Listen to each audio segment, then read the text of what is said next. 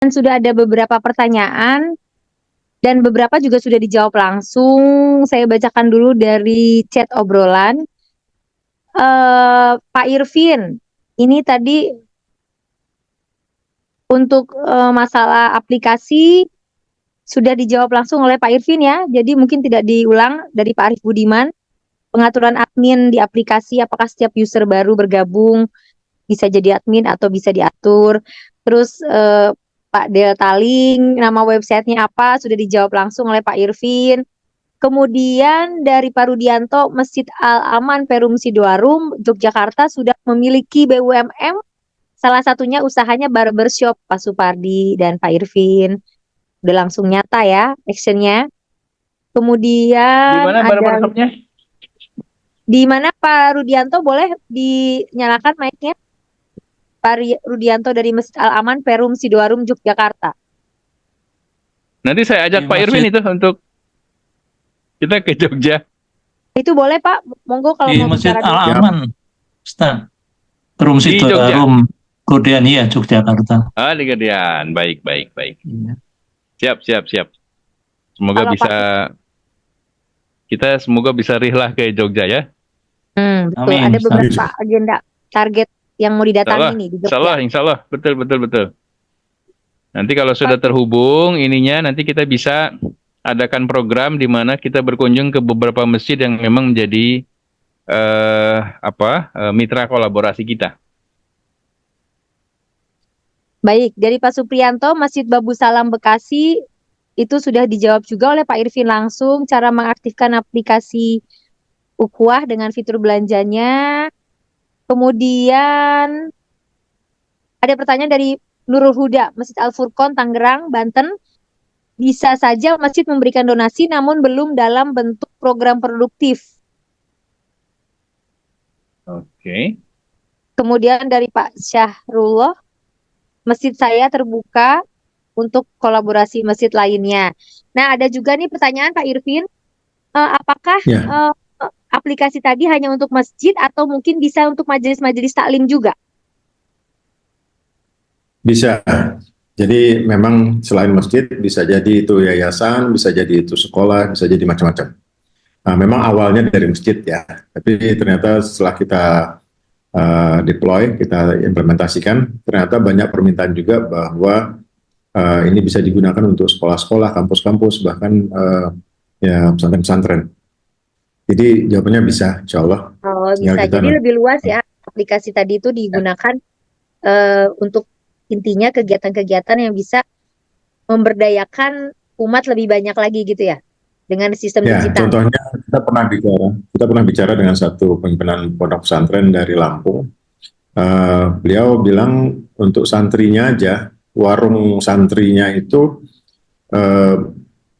perputaran uang itu 1,2 miliar per bulan, dan mereka membiayai petani di sekitar situ, kacang panjang, jagung, segala macam, itu bisa disuplai untuk kebutuhan mereka sendiri. Nah, mereka tanya, bisa nggak ini diperluas untuk supaya bisa diakses oleh masyarakat sekitar juga gitu. Jadi sangat bisa, apalagi kalau misalnya di pesantren itu juga udah pasti ada masjid ya. Begitu. Baik, Bapak-bapak dan Ibu-ibu, ada lagi pertanyaan yang bisa ditanyakan langsung di sesi tanya jawab ini? Boleh memberikan tanda mungkin ya, dari langsung boleh ya, secara boleh live. Pak Supardi, enggak? Ya, enggak. Ada yang menanyakan tentang sistem digitalisasi atau kolaborasi antar masjid mungkin yang sudah terfikirkan untuk akan dilakukan, boleh disampaikan? Ya, saya boleh tanya? Boleh. Tes sound ini kedengaran ya? Kedengaran, Pak. Oh iya. Assalamualaikum warahmatullahi wabarakatuh. Saya di hadis dari Semarang.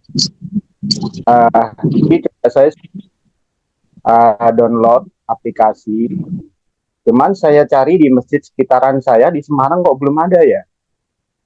Itu sebenarnya potensi yang luar biasa. Saya sangat terharu kalau masjid-masjid itu bisa saling connected, berkolaborasi satu sama lain. Itu sebuah kekuatan yang luar biasa untuk umat ini. Karena mohon maaf, umat Islam itu luar biasa.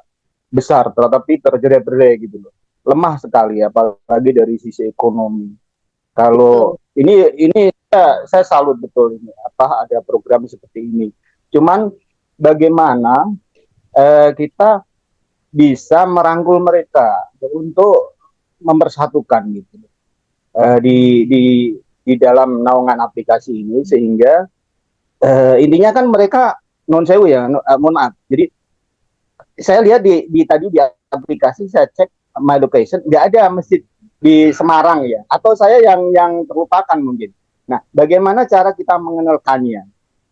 Apa nggak kita punya semacam kayak PIC atau agent-agent yang disebar untuk menyebarkan informasi ini di setiap daerah gitu. Itu dulu sementara. Terima kasih. Mangga, Pak Supari dan Pak Irvin boleh langsung dijawab tentang kan yang ditanyakan tadi.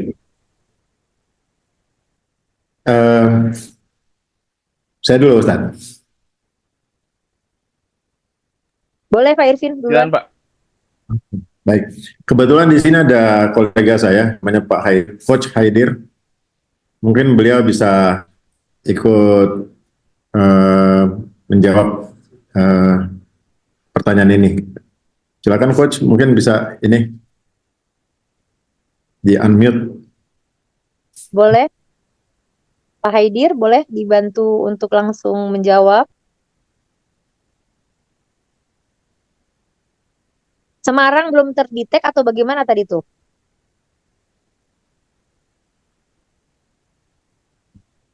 Iya, di aplikasi saya cek itu belum ada masjid yang muncul gitu loh. Apa Sama mungkin sekali gitu saya ya. Oh ya. Mungkin sama sekali apa saya yang kurang, apa belum tahu, atau di software saya yang belum update atau bagaimana. Nah, mungkin enggak, maksud Pak saya Irfan. begini. Ya, oke, monggo dilanjut, silakan. Baik, memang belum semua masjid masuk di sini. Karena kalau kita kumpulkan data dari DMI adalah 800.000 masjid ya. Kita mulai data sendiri masjid-masjidnya supaya valid semua ya, datanya itu bukan data yang nggak bisa diverifikasi ya. Jadi memang masjid-masjid kalau memang belum ada di sini silakan nanti disampaikan nama dan alamat masjidnya, Pak. Nanti kita akan masukkan, kita akan daftarkan. Nanti saya akan taruh nomor telepon support kita di chat ya, untuk bisa kirimkan nama masjid dan alamat lengkapnya, nanti kita akan daftarkan. Itu memang bertambah terus dan nanti kita perlu verifikasi ya untuk DKM-nya. Kalau memang pengurus masjid tersebut, kita akan buatkan akun adminnya sehingga bisa mengelola segala sesuatunya mengenai kegiatan masjid tersebut gitu. Gitu Pak, itu pertanyaan yang pertama ya. Tadi ada lagi pertanyaan lain ya? Ya Pak Delta, tadi ada yang masih kurang jelas jawabannya atau ada yang mau diperjelas? Ya, dengar ya? Ya. Dengaran Pak? Ya, maksud saya begini, supaya masif, saling connected dan masjid-masjid itu bisa bergabung, itu ada upaya.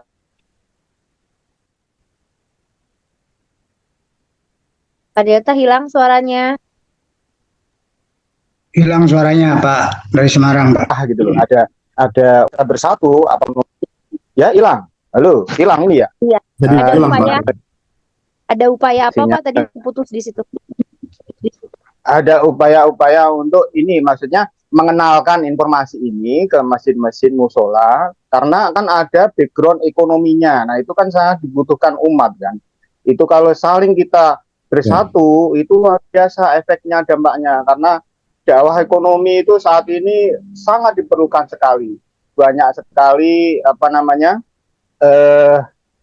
ya kesenjangan, kemudian masalah-masalah sosial yang diakibatkan dari ekonomi yang semakin sulit ini gitu loh, pinjol dan lain-lain. Jadi problem-problem penyakit masyarakat itu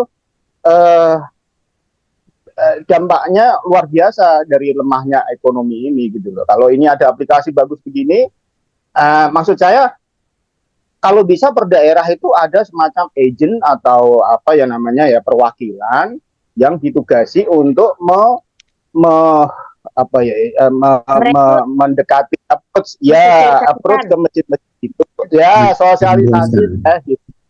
Ya itu sementara. Ada nggak itu? Kalau bisa saya sarankan adalah apa namanya, agent-agent di setiap daerah, kota, kabupaten kota, lebih ininya, lebih realnya, detailnya. Kabupaten kota punya perwakilan yang ditugasi untuk approach ke masjid-masjid, silaturahim, mengenalkan. Kalau mereka bergabung, alhamdulillah. Kalau tidak, ya Allah Akbar. Tidak apa-apa lah. Kita kan ikhtiar untuk kebaikan kan gitu. Begitu dulu. Coba Baik. apa? Ada nggak? Ya. Baik, memang baik. Terima kasih Pak Delta ya. Terima kasih Pak. Memang seperti yang saya jelaskan tadi, memang konsep kita ini kolaborasi. Di sini ada kolega saya namanya Pak Coach Haidir ya. Mungkin Coach Haidir bisa lanjutkan apa yang ditanyakan tadi. Bismillahirrahmanirrahim. Alhamdulillah. Terima kasih Pak Delta tadi atas usulannya. Memang kalau untuk ukhuwah kami bisa dibilang dimulai di bulan Agustus ini, walaupun uji coba dengan sebelumnya itu 90 masjid.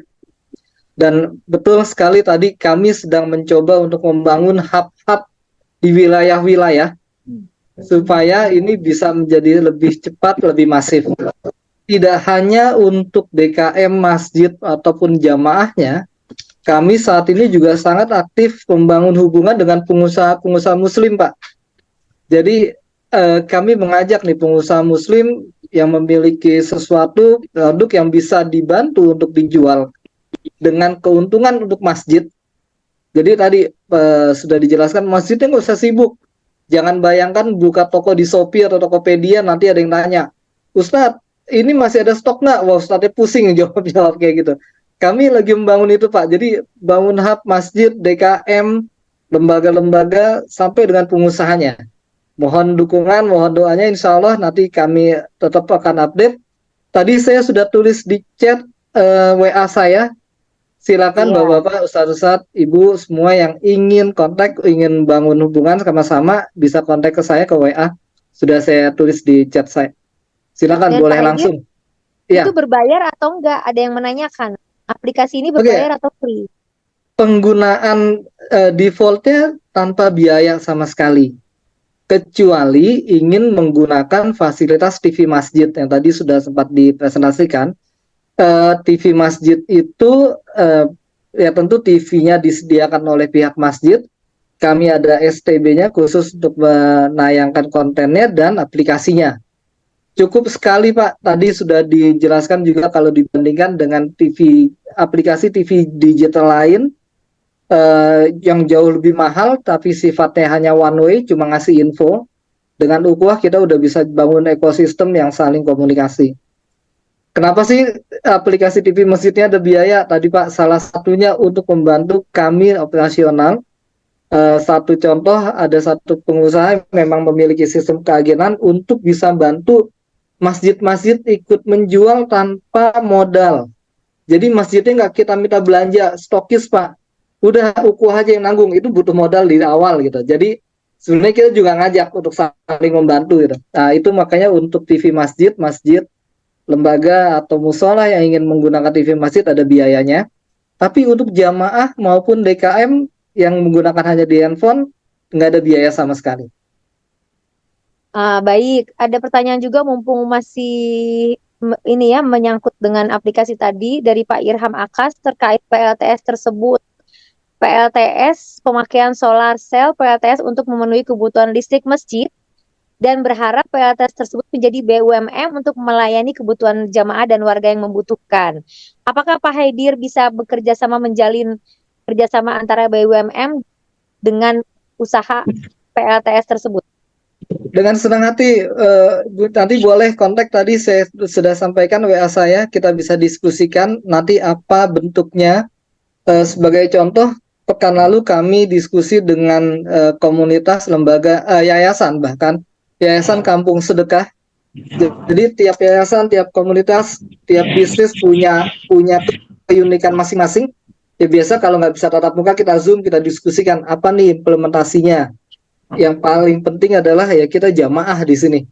Kita ukhuwah di sini untuk menguatkan umat gitu. Jadi dengan senang hati apapun peluangnya, apapun bentuknya nanti kita bisa diskusikan. Baik, Boleh. Pak Supardi, ada tambahan untuk menjawab beberapa pertanyaan yang terangkum tadi?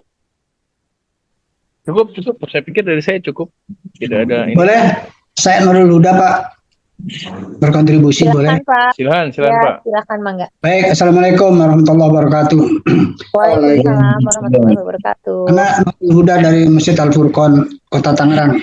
Saya sangat tertarik ini pertemuan malam hari ini. Yang pertama ke Pak Irvin ya dan Pak Haidir. Kalau bisa tadi 90 nambahin 1 Pak saya Pak. Ya, jadi 91 Pak. Kapan itu dilaksanakan Terima kasih Pak dukungannya. Siap. Masjidnya. Ya, nanti saya input itunya, data saya. Mudah-mudahan ini. Karena ini hal-hal yang seperti ini menjadi tantangan Pak. Jadi tantangan terbaru ya. Kepada Pak Supardi Pak, kolaborasi itu sesuatu yang niscaya. Persoalannya hari ini Pak, saya kebetulan profesi saya sekarang dari masjid ke masjid Pak. Tapi yang saya bidik itu adalah pemuda masjid, orang-orang muda masjid Pak. Karena apa? Orang-orang tuanya yang rata-rata mendominasi pengurus masjid, dia tidak welcome terhadap anak-anak muda kadang-kadang. Ya, welcome-nya dalam arti program ya, bukan kalau bilang program aja, udah gede Pak orang tuanya, nggak paham, ya kan? Apalagi kalau kita bicara platform digital, agak berat kita menjelaskannya. Tapi dengan sabar, saya pelan. Tolong kumpulin anak muda, saya bilang. Saya nanti kasih materi, semacam seminar lah. Tapi saya hanya mendorong. Nanti harapan saya tadi kolaborasi, Pak. Ya ada sudah yang masjid yang sudah mulai melangkah, Pak tolong buatkan Baitul Mal. Oke, ayo saya kawal terus supaya Baitul Mal ini jalan. Kadang-kadang yang tuanya kadang-kadang juga ada selonong boy juga kadang-kadang. Memang mau intervensi aja. Pak jangan diintervensi dulu. Beri kesempatan mereka berkreasi, berinovasi.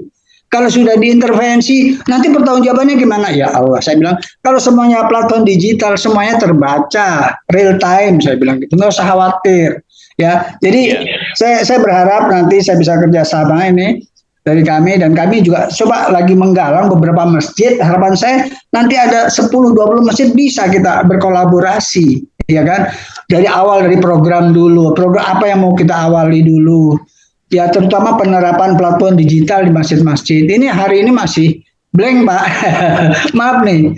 DMI saya tanya programnya seperti apa. Program Cinta Masjid siapa yang diajak? Ya para kolonial. Kolonial nggak nyambung Pak, diajak ngomong digital Pak. Bener aja. Saya kadang-kadang juga capek kalau ngomong dengan DMI. Barangkali itu Pak, ini hanya sharing aja. Saya mudah-mudahan bisa bergabung ke depannya. Saya ingin belajar lebih mendalam nanti dengan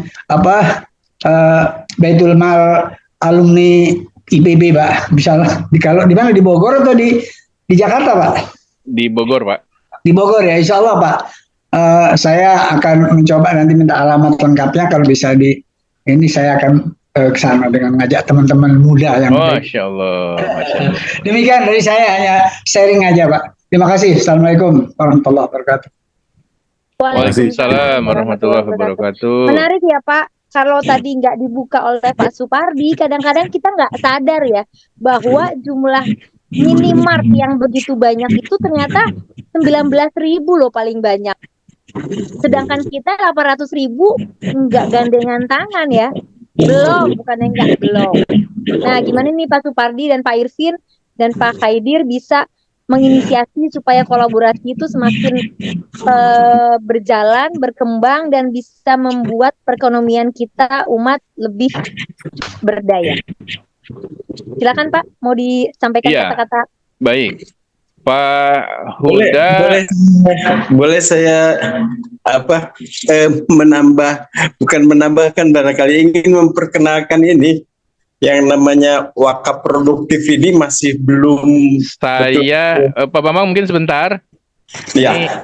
Ini karena Pak Nurul Huda sudah menyampaikan, saya mau komen sebentar. Oh gitu. Itu. Mohon maaf. Baik, siap. Nah, Pak Nurul Huda Ini karena antum ini luar biasa, pejuang masjid begitu ya, dan berkenan untuk berkeliling ke masjid-masjid, maka kita bisa kolaborasi ini Pak. Bapak tetap Ya, bisa siap. keliling, Ya. Bapak tetap bisa keliling, kemudian akan sangat menyenangkan kalau buat kami apabila kemudian materi yang disampaikan adalah tentang Baitul Mal Masjid. Ya, siap. Karena begini, kebanyakan masjid itu Baitul Malnya belum ada. Maka kalau Bapak mengajak pemuda untuk kemudian udah pemuda ini nggak usah gangguin yang dinosaurus itu, udah biarin aja. Iya, ya.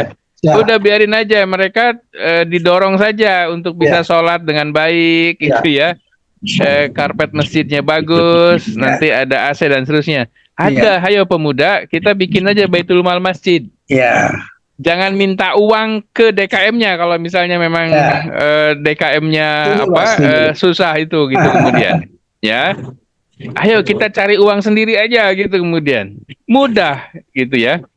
Nah, ketika ini dilakukan, Baitul Mal Masjidnya kemudian dikerjakan, dilaksanakan oleh para pemuda, maka kami bisa berkolaborasi dengan Baitul Mal itu tadi macam-macam kolaborasi itu Pak. Ya, kami sudah siap di Baitul Mal Masjid Alumni ini untuk menyiapkan dana program, ya, menyiapkan dana untuk itu kemudian programnya dilaksanakan oleh masjid yang lain.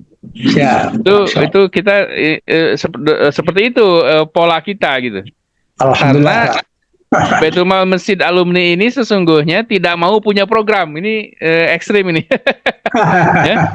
Tidak mau punya program, tapi maunya menjualkan program teman-teman aja gitu kemudian. Ya, siap itu dia. Nah, gitu. Ya, kami fokus di fundraisingnya, cari uangnya.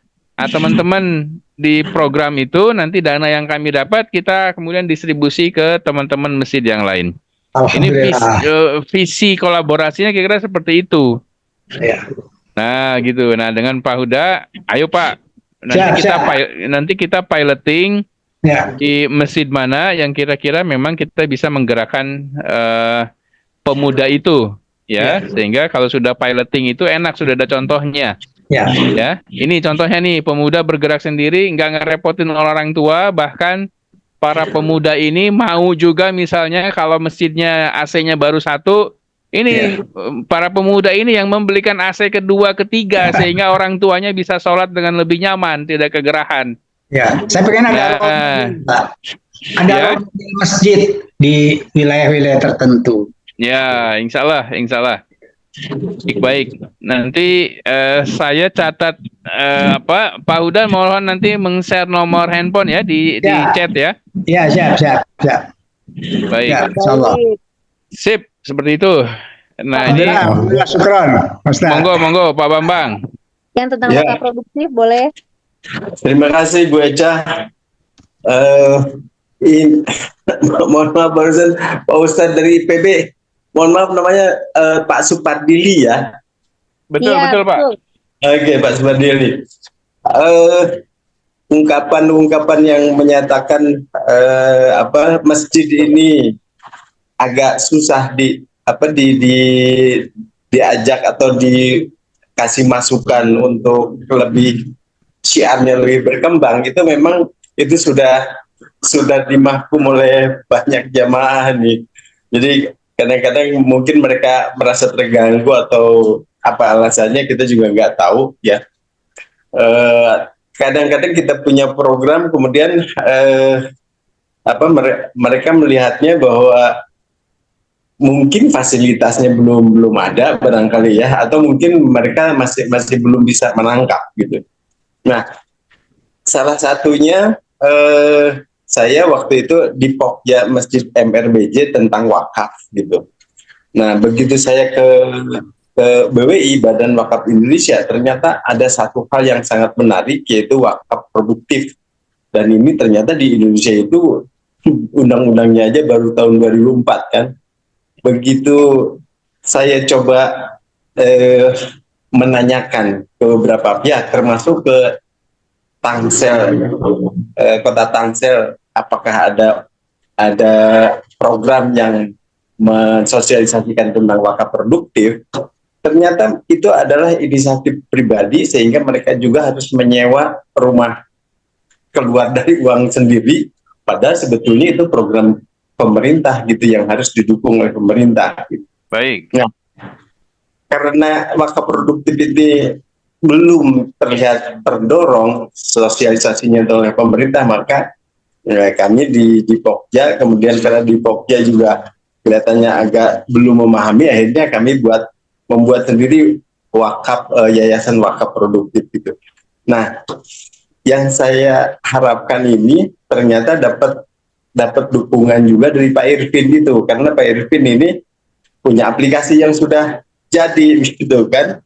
Nah, sebetulnya sebelumnya saya sudah dengan Wakaf Mulia mencoba mendorong itu, karena kita punya program itu mau mencoba memperkenalkan wakaf produktif ini dengan sistem sel. Dengan sistem sel itu kalau mungkin orang Jawa bilang itu sistem ketok tular barangkali ya, satu sampaikan ke banyak orang. Atau kalau dalam bisnis yang populer sekarang itu dengan sistem multi level marketing. Nah, sehingga penyebarannya itu akan cepat sekali gitu.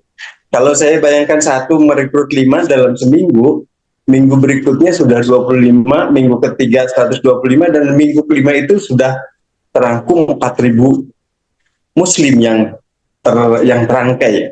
Nah, ini kendalanya memang di aplikasi itu tadi. Harus ada yang bisa menghitung seperti yang mungkin pola Pak Irvin ini, mudah-mudahan cikal bakal yang bisa merangkum atau mengakomodasi kebutuhan IT yang dicanangkan dengan sistem sel tadi atau sistem multi level marketing tadi gitu. Nah, ini kayaknya mudah-mudahan IPB nih dengan aplikasinya Pak Irvin, karena IPB ini kan masjid yang di sebuah perguruan tinggi gitu. Nah, mungkin ini bisa cepat mempercepat mendorong sosialisasi tentang wakaf produktif. Karena ternyata memang pemerintah juga agak lelet gitu memperkenalkannya. Padahal potensinya katanya per tahun itu 180 triliun. Sementara saat ini 1 triliun belum. Itu luar biasa. Itu aja barangkali Pak Supardi dan Mbak Ica yang saya ingin sampaikan, mudah-mudahan bisa terdorong. Terima kasih Pak Terima Supardi. kasih. Assalamualaikum warahmatullahi wabarakatuh. Waalaikumsalam warahmatullahi wabarakatuh. Boleh ada tanggapannya? Waalaikumsalam warahmatullahi wabarakatuh. Iya, Pak Bambang, kalau saya setuju sekali kalau ini kemudian dimasifkan begitu ya, inisiasi dari Pak Irvin. Tetapi kalau menggunakan MLM, nah ini yang harus jadi bahan diskusi agak panjang begitu ya. Karena saya sendiri, dulu adalah praktisi MLM gitu ya. Sampai kemudian saya pelajari betul hukum-hukum syariahnya. Kalau bisnis di MLM kan kemudian saya sampai pada kesimpulan hukumnya haram. Tetapi kalau yang sosial begitu ya monggo-monggo saja gitu ya. Artinya tidak ada kaitannya dengan uang dan seterusnya, itu tentu saja sah-sah saja. Artinya saya menginformasikan ke Pak Irvin gitu, Pak Irvin menginformasikan ke Pak Bambang dan seterusnya itu ya itu sih sah-sah saja. Tetapi ketika bisnis, konteksnya bisnis dan kemudian menggunakan MLM multi level marketing itu tadi kalau saya sampai pada kesimpulan hukumnya haram. Itu ya debatable juga lah gitu ya. Saya menyatakan haram, ada teman saya menyatakan enggak gitu, dan seterusnya. Nah, kalau sudah begitu kan jadi repot kita. Kita masuk ke sesuatu yang ada perdebatannya, itu kan jadi kerepotan itu. Gitu Pak. Oke. Ya perlu didiskusikan lagi. Betul. Untuk pertanyaan dari Pak Sumartono tentang data masjid yang sudah terdaftar di Departemen Agama Republik Indonesia, apakah bisa minta dimasukkan dalam aplikasi, Pak Irfin? Suara saya masuk nggak ya? Suara masuk. Oke. Gimana Mbak Eca? Bisa tolong diulang? Pak Sumartono menanyakan apakah data masjid yang sudah terdaftar di Departemen Agama RI dimasukkan dalam aplikasi. Insya Allah bisa. Nanti kita akan coba koordinasikan segala macam sumber ya, karena banyak sekali ya, ada Dewan Masjid, ada forum silaturahim masjid, ada perkumpulan lainnya. Memang kita sedang kumpulkan itu semua. Saya sekalian mau jawab tadi Pak Nurul Huda ya. Pak Nurul Huda harusnya bersyukur nih, urusan sama anak muda jadi awet muda nih. Iya, setuju Pak Ustadz. Jadi betul Pak, kalau memang bisa, ini kan intinya yang sampaikan Pak Nurul sama Pak Bambang tadi senada ya. Intinya kita ingin menyebarkan ini seluas dan secepat mungkin ya. Ada banyak orang yang ingin membantu, karena motif di sini bukan cuma motif semangat itu bukan cuma untuk diri sendiri ya, tapi bisa jadi gini, TV itu ada satu wakif ya, dia menyediakan 12 unit, dia bilang oke, saya siapkan 12 unit, tolong dipasang di masjid-masjid. Karena apa? Karena dia bukan cuma dia kalau bisa lihat segitu banyak muslim yang setiap hari 5 kali itu akan melihat TV-nya, sehingga manfaatnya langsung terasa gitu. Apalagi kalau di sini udah ada tambahan-tambahan, bisa murotal, bisa segala macam, masuk ke speaker masjid, kalau dia dengar, wah itu dia udah adem sendiri rasanya gitu. Jadi ada potensi yang seperti itu yang tadinya nggak terpikir sama kita, ternyata ada orang yang mau berwakaf. Bahkan ada satu masjid di Bogor, itu waktu dipresentasikan ke DKM-nya, langsung tersedia 6 TV. Jadi hal yang di luar dugaan kita itu banyak terjadi. Lalu seperti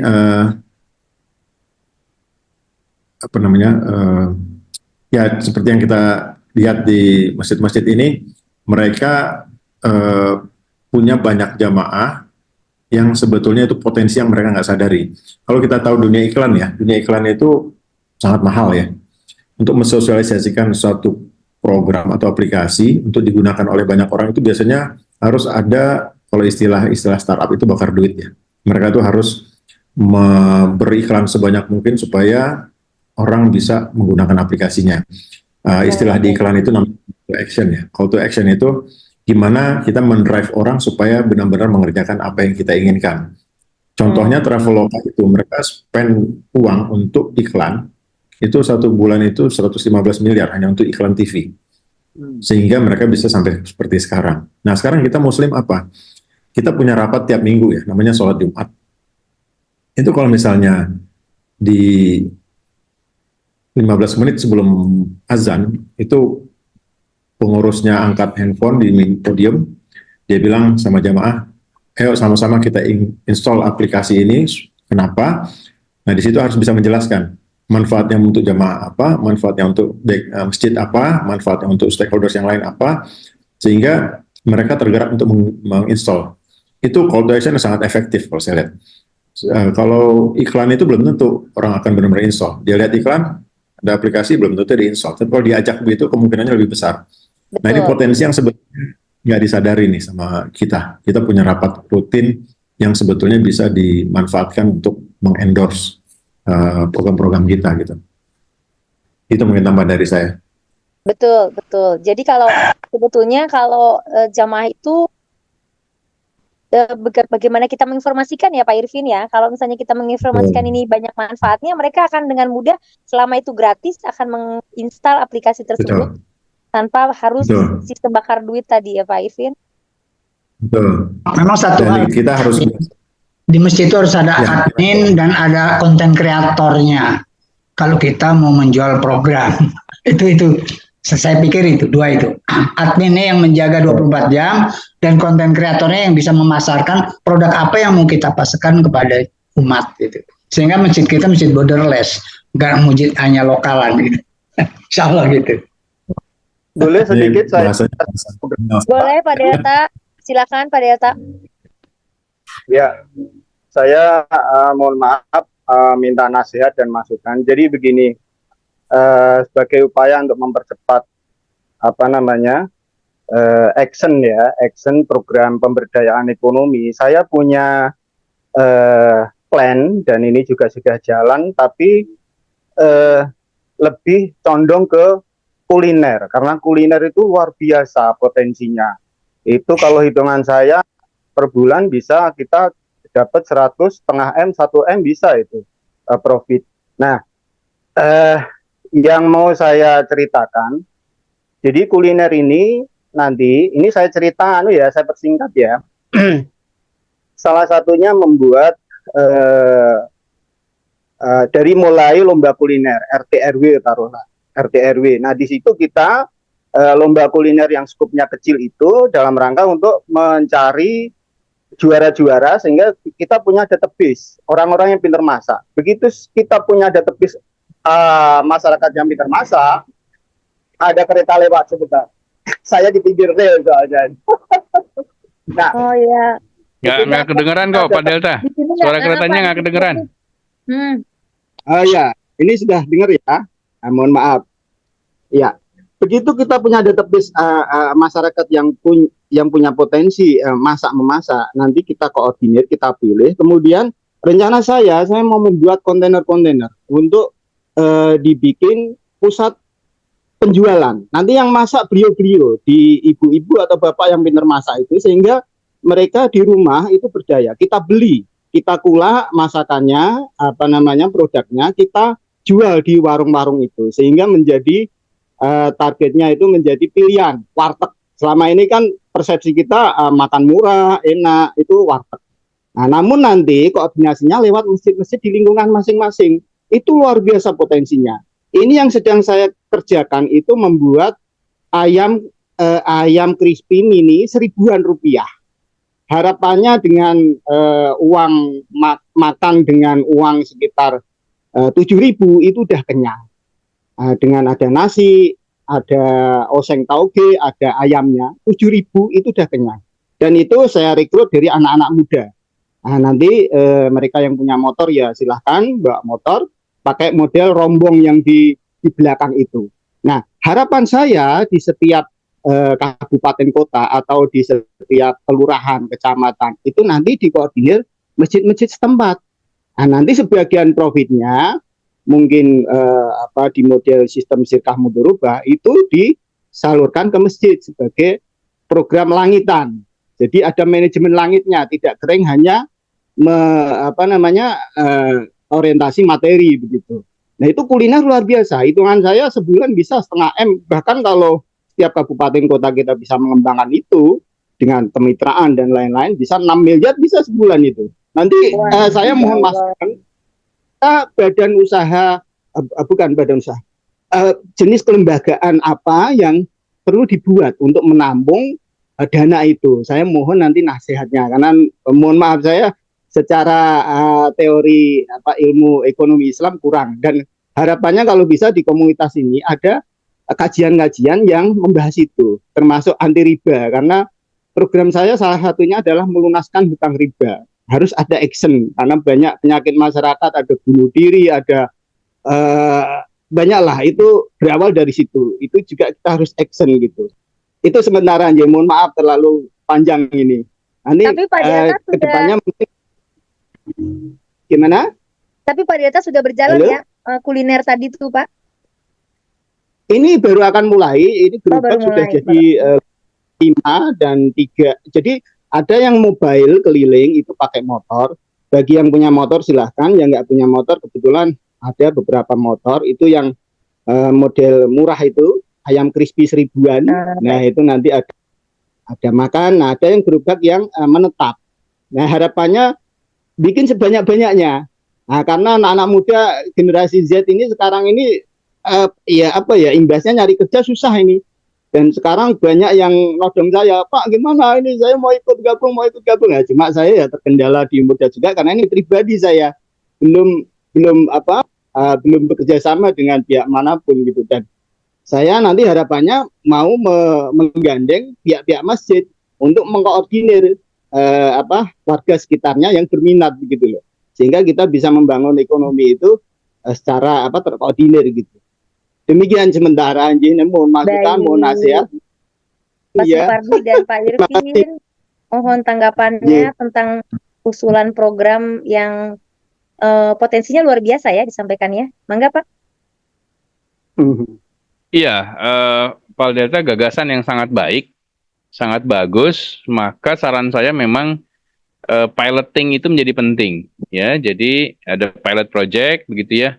Pak Delta kemudian memang bisa menetapkan ini untuk pilot project, kira-kira untuk satu unit saja misalnya butuh modal berapa, begitu ya. Nanti biayanya seperti apa, kemudian pemasarannya juga seperti apa, dan nanti pada ujung-ujungnya profitnya berapa yang kemudian bisa didapatkan, ya. Nah, selalu Pak, kalau bicara bisnis, data itu bicara lebih kencang dibandingkan dengan rencana. Ya, jadi kalau sudah ada data itu, Bapak bisa ceritanya itu lebih enak, ya. Sehingga ini berdasarkan apa yang sudah saya lakukan loh, nah gitu ya. Ini datanya begitu kemudian. Jadi kalau Bapak Ibu semua mau, ayo bergabung sama gagasan ini harus dilakukan. Nah, kalau kemudian tadi dengan data itu kemudian memang menarik, maka masjid-masjid, kalau itu misalnya memang mau difokuskan ke masjid, itu akan berhitung dan berhitungnya juga kemudian jelas. Oh, oke, jadi masjid harus siapkan dana segini besar ya, dan kemudian untuk kas masjidnya dapat segini gitu kemudian. Jadi secara hukum-hukum bisnis itu juga kemudian dilakukan.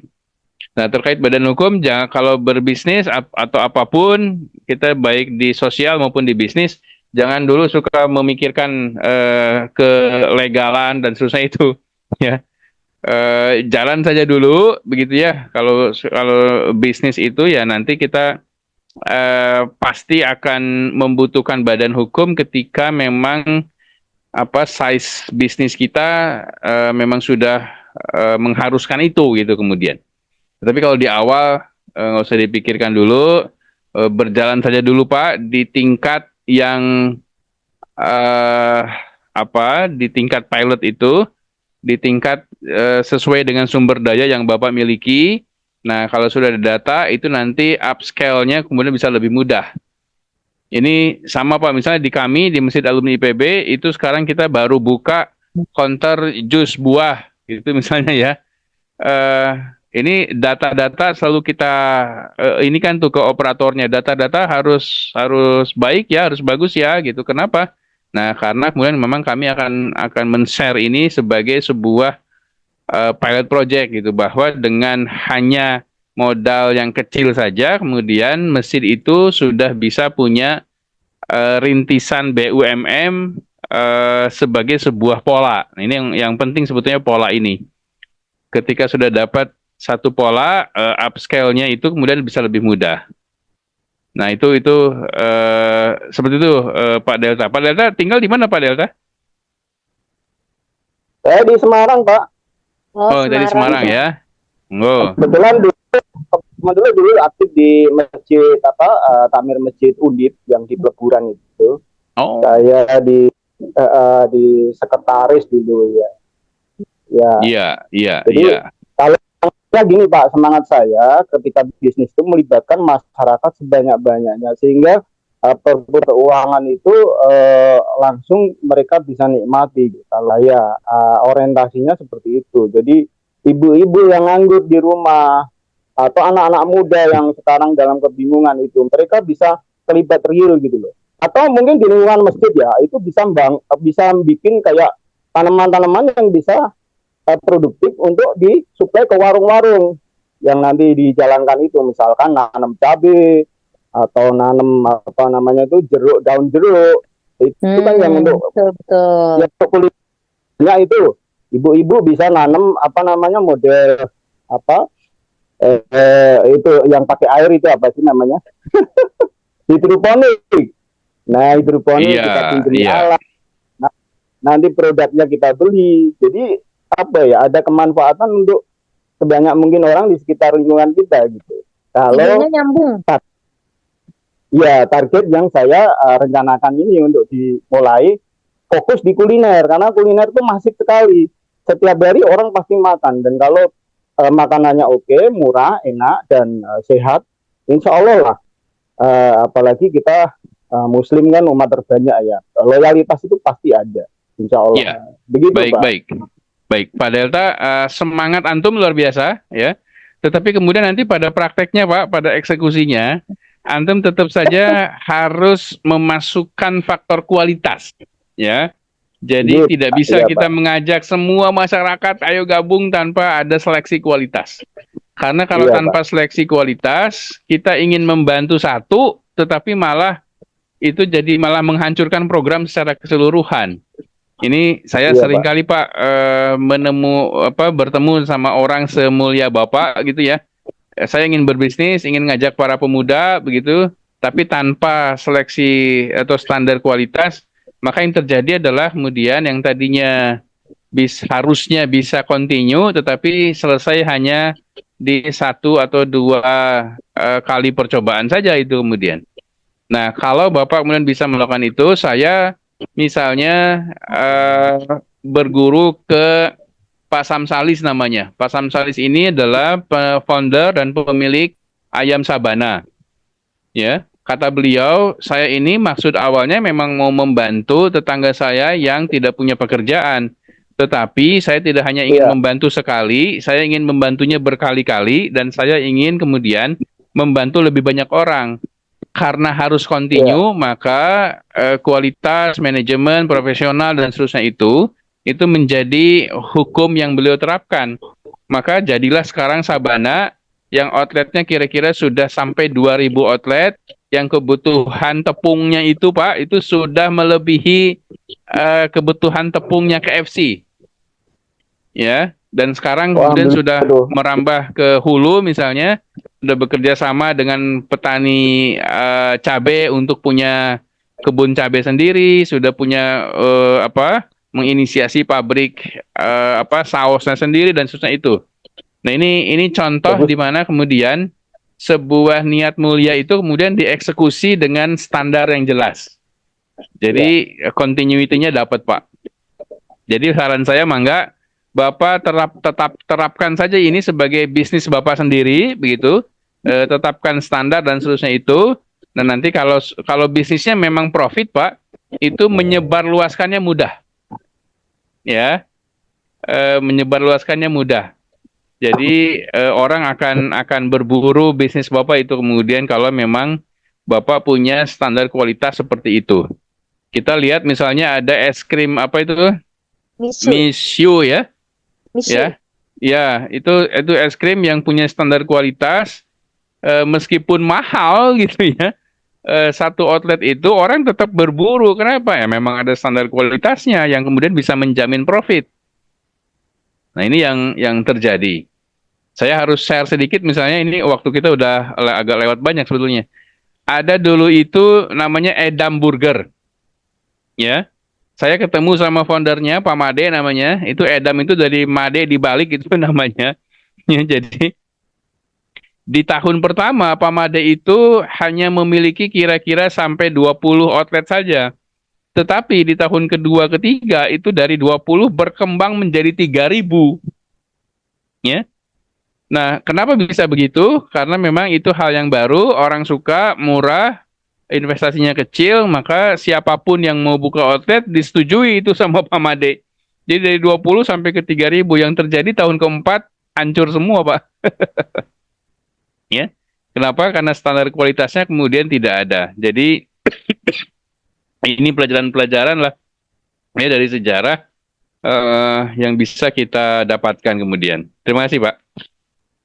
Ya, terima kasih Pak Supardi. Jadi intinya untuk Pak Delta langsung aja Pak, mulai dulu, action dulu, bikin standar kualitas, insya Allah nanti ada jalannya, semua akan berkembang.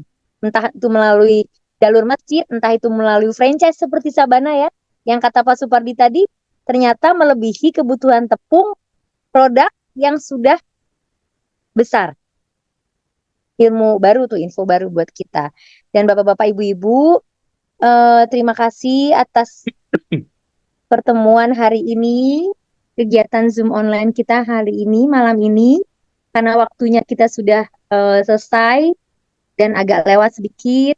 Nanti kita akan selalu merutinkan kegiatan seminar online ini setiap minggu, jadi semoga nanti ke depannya Bapak-Bapak dan Ibu-Ibu semakin bertambah yang ikut dan semakin ada info program-program baru yang sudah dilakukan oleh Bapak-Bapak dan Ibu-Ibu yang sudah pernah bergabung.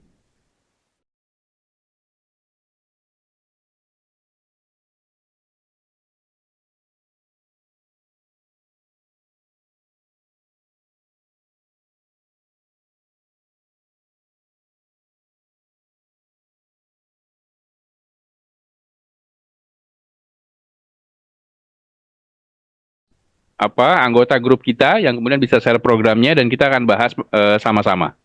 Jadi mulai minggu depan nanti akan khusus minggu depan dulu. Khusus minggu depan itu pembicaraan dari masing-masing kita, dari anggota kita saja. Mangga dan nanti daftar. Dulu kan Pak? Dipilih dulu. Oh iya. Nanti ya, ada verifikasinya terlebih dahulu. Betul. Verifikasinya akan diumumkan di grup WA saja ya. Karena ini mungkin kan semua sudah di grup WA ya. Membangun Umat. Ya. Mungkin Bapak-Bapak dan Ibu-Ibu sudah tergabung semua di grup WA Membangun Umat. Jadi nanti boleh untuk berbagi cerita, berbagi program, berbagi saran, berbagi usulan. Nanti akan kita pilih 2 orang atau 3 orang ya Pak untuk minggu depan untuk memaparkan materi-materi dan program-programnya. Sharing programnya ya, baik. Sharing programnya. Baik Bapak-Bapak dan Ibu-Ibu, karena kita sudah selesai waktu untuk acara seminar online-nya hari ini, mari kita tutup sama-sama dengan membaca doa penutup kafaratul masjid.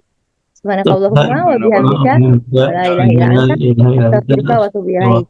Terima kasih atas pertemuannya, terima kasih atas masukannya. Semoga pertemuan hari ini di seminar online yang diadakan oleh Masjid Alumni IPB semakin nyata membawa perubahan untuk mengkolaborasikan potensi-potensi masjid di Indonesia dan bisa membangun ekonomi umat dengan lebih baik lagi ke depannya. Wabillahi taufiq wal hidayah. Wassalamualaikum warahmatullahi wabarakatuh. Waalaikumsalam warahmatullahi wabarakatuh. Terima kasih Ustaz ilmunya. Terima kasih banyak Bapak Ibu. Waalaikumsalam. Sampai nanti. Terima kasih semuanya.